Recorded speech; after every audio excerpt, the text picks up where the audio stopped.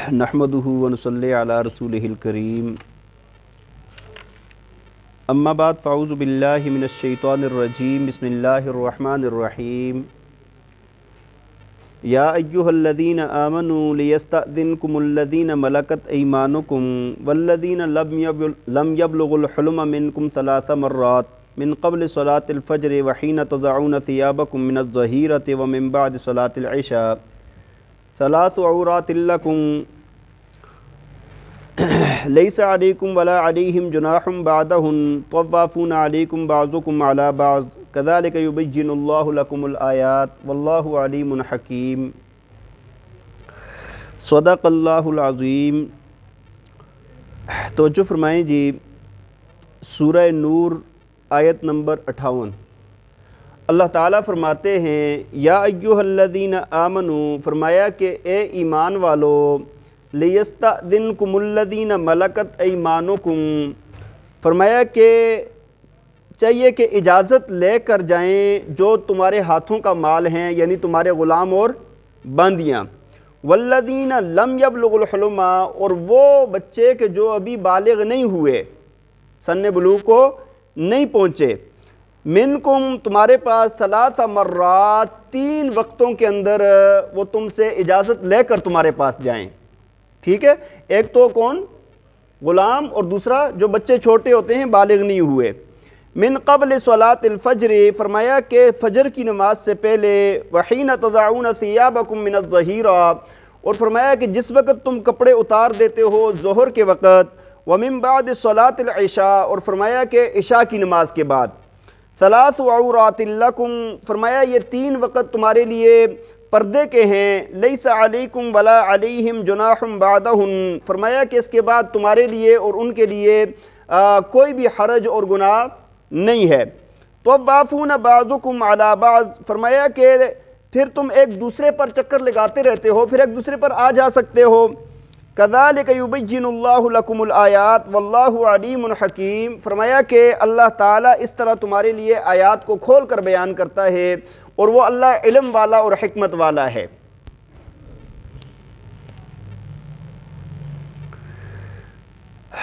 हाँ भाई, गुज़श्ता में अल्लाह ताला ने सूरह नूर की आयत नंबर 27 के अंदर एक बात बयान फरमाई थी। वहाँ पर फरमाया गया था कि कोई बंदा अगर किसी के घर में जाए, बालिग़ बंदा हो, वो किसी के घर में जाए तो इजाज़त का मसला कि वो जाए तो सलाम करे, इजाज़त ले, और फिर उसके बाद किसी घर में दाखिल हो। फिर दरमियान में अल्लाह ताला ने बहुत सारे मज़ामीन और बयान फरमाए हैं, और ये जो आज की आयात है ना, ये आयात उसी का ततिम्मा है वो जो पहले बयान हुआ था। दरमियान में और मसाइल बयान फरमाने के बाद अल्लाह ताला ने दोबारा उसी तरफ बात को लौटाया है और वो बात बयान फरमाई है। तो पहली आयत के अंदर अल्लाह ताला ने 2 लोगों के मुताल्लिक़ बात फरमाई है। एक तो वो लोग कि जो घर के अंदर खादिम हैं, ग़ुलाम हैं, घर के अंदर रहना है, जिन्होंने वहीं पर काम करना है, उनके लिए चूँकि आना जाना उनके लिए होता है, उनके लिए पर्दे में भी नरमी होती है। ठीक है जी, जिस तरह गुज़श्ता में बयान हो चुका है। तो फरमाया कि अब वो लोग आएंगे जाएंगे, तो और छोटे नाबालिग़ बच्चे जो होते हैं उन्होंने भी आना जाना है घर में। तो वहाँ पर बताया गया है, फरमाया कि 3 औक़ात में ना उनको इजाज़त लिए बग़ैर नहीं आना चाहिए। अगर घर के अंदर वालिदैन हैं, कोई भी है या मालिक हैं घर के, तो उनको 3 औक़ात के अंदर इजाज़त के बग़ैर नहीं आना। एक वक़्त तो बयान फरमाया कि फ़जर की नमाज से पहले, और दूसरा फरमाया कि दोपहर का वक़्त जो आराम का होता है उस वक़्त, और तीसरा फरमाया कि इशा की नमाज के बाद। देखें, असल बात यह है, चूँकि ये 3 औक़ात अक्सर में क्या होते हैं, खलवत के होते हैं, और मियाँ बीवी के आपस के ताल्लुकात के ये औक़ात होते हैं कि इशा की नमाज का बाद का वक्त हो गया, सुबह की नमाज से पहले का वक्त हो गया, या दोपहर का वक्त हो गया। दोपहर का वक्त भी इस वजह से कि देखें उसके बाद ना हर इंसान की बाज़ दफ़ा ये सोच होती है कि भाई यार उठकर गुस्ल करेंगे हम।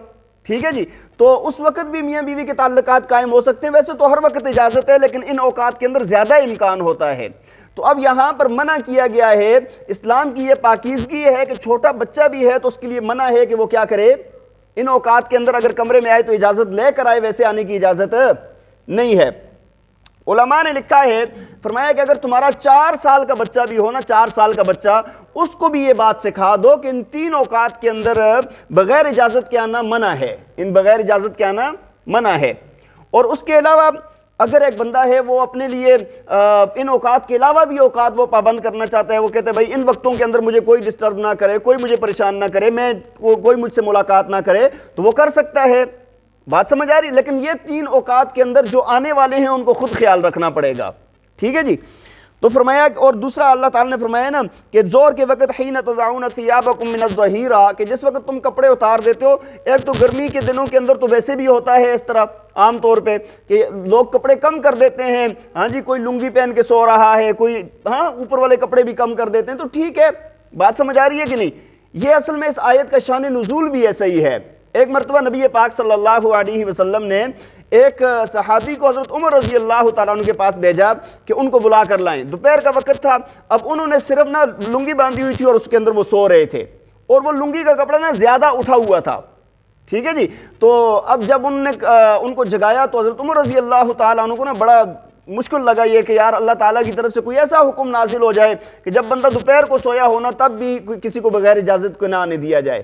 تو اللہ تعالیٰ نے حضرت عمر رضی اللہ تعالیٰ عنہ کی دعا پر یہ آیات نازل فرمائی ہیں۔ بات سمجھ آ رہی ہے کہ نہیں؟ تو وہ بھی چونکہ آرام کا وقت ہوتا ہے، اس چیز میں بھی خیال رکھنا چاہیے۔ اور اگلی آیت میں فرمایا وَإِذَا بَلَغَ الْأَطْفَالُ مِنْكُمُ الْحُلُمَ، اور فرمایا کہ اگر تم میں سے جو بچے بالغ ہو جائیں فَلْيَسْتَأْذِنُوا كَمَا اسْتَأْذَنَ الَّذِينَ مِنْ قَبْلِهِمْ، فرمایا کہ اب یہ اسی طرح اجازت لے کر آئیں جس طرح کے پہلے اجازت لے کر آتے تھے۔ کیا مطلب؟ وہ جو پیچھے آیت نمبر 27 کے اندر بیان ہوا، بالغ لوگوں کے لیے تو الگ حکم ہے نا، وہ جب بھی گھر کے اندر آئیں گے وہ اجازت کے ساتھ آئیں گے، اجازت کے بغیر۔ بالغ کے لیے تو یہ اجازت نہیں ہے، وہ اجازت کے بغیر نہیں آئے گا، اس کو اجازت ملے گی تو وہ اندر آئے گا، ٹھیک ہے جی۔ تو فرمایا جس طرح پہلے بیان ہو چکا نا پہلے لوگوں کے لیے، اسی طرح یہ بچہ جب بالغ ہو جائے گا اس کے لیے بھی یہ پابندی لازم ہو جائے گی۔ كَذَلِكَ يُبَيِّنُ اللَّهُ لَكُمْ آيَاتِهِ، فرمایا کہ اسی طرح اللہ تعالیٰ تمہارے لیے اپنی آیات کو بیان کرتا ہے۔ وَاللَّهُ عَلِيمٌ حَكِيمٌ، اور وہ اللہ کیا ہے؟ علم اور حکمت والا ہے۔ یہ تو مسئلہ ان لوگوں کا ہے نا، کوئی بالغ ہے یا نہ بالغ ہے، لیکن گھر کے اندر جو رہنے والی عورتیں ہوتی ہیں نا ان کی بھی الگ الگ اقسام ہوتی ہیں۔ ایک نوجوان عورتیں ہیں، اور بعض عورتیں وہ ہوتی ہیں کہ جو بوڑھی ہو جاتی ہیں، ان کی عمر جو ہے نا وہ گزر جاتی ہے، ان کے اندر وہ شہوت کا میلان نہیں رہتا، یا دیکھنے والے کو بھی ان کی طرف یہ میلان نہیں رہتا، یا اس کے علاوہ وہ نکاح کے قابل نہیں رہتی۔ ان عورتوں کا اگلی آیت کے اندر بیان ہوا ہے، فرمایا والقواعد من النساء، اور فرمایا کہ وہ عورتیں جو گھروں کے اندر بیٹھی ہوئی ہیں، اللاتی لا یرجون نکاحا، فرمایا کہ جو نکاح نہیں کرنا چاہتی یا نکاح کے لائق نہیں ہیں، بوڑھی ہو گئی ہیں، فرمایا کہ فلیس علیہن جناح ان یضعن، فرمایا کہ ان کے لیے کوئی حرج نہیں ہے کہ یہ اپنے کپڑے اتار دیں۔ کپڑے مطلب یہ ہے کہ زائد کپڑے، زائد کپڑے جو عورت اپنے آپ کو چھپاتی ہے نا، اپنے حسن کو چھپاتی ہے، وہ زائد کپڑے یہ چاہیں تو اتار دیں۔ غیر متبرجات بزینہ، فرمایا کہ زینت بناؤ سنگار کے لیے نہ ہو، یہ کپڑے اتارنا یا کم کرنا بناؤ سنگار کے لیے نہ ہو۔